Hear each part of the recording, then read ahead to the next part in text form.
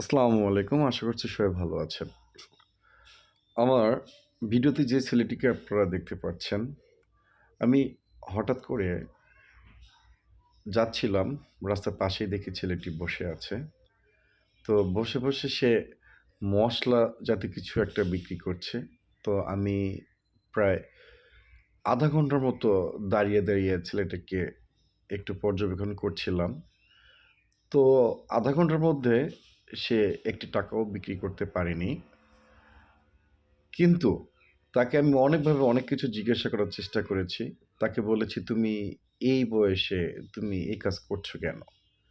ছেলেটি বলল যে, "আমার বাবা-মা ওইরকম তাদের ক্ষমতা নেই বিধায় আজকে আমাকে এইগুলো কাজ করা লাগছে।" তো আমি তাকে জিজ্ঞাসা করলাম, "যে বয়সে তোমার লেখাপড়া করার কথা, যে বয়সে তোমার স্কুলে যাবার কথা, সেই বয়সে তুমি এই কাজ করছো?" তারপর বলছে, "ভাগ্যের নির্মম পরিহাসের কারণেই আজকে আমাকে এখানে আসতে হয়েছে।" তো যাই হোক, সেই ছেলেটি আবার বলল যে, "তারপর তো মানুষের কাছে হাত পাতি না। নিজে থেকে কিছু একটা করার চেষ্টা করেছি, যাতে বাবা-মাকে একটু ভালো রাখতে পারি। বাবা-মা যেন একটু ভালো থাকে। আমার এই বাবা-মাকে দেখার মতো আমি ছাড়া আর কেউ নেই।" তো যখন ছেলেটির কাছ থেকে তার কথাগুলো শুনলাম, তখন যতটুকু পারছি তাকে মানবিকভাবে একটু সহযোগিতা করার চেষ্টা করেছি।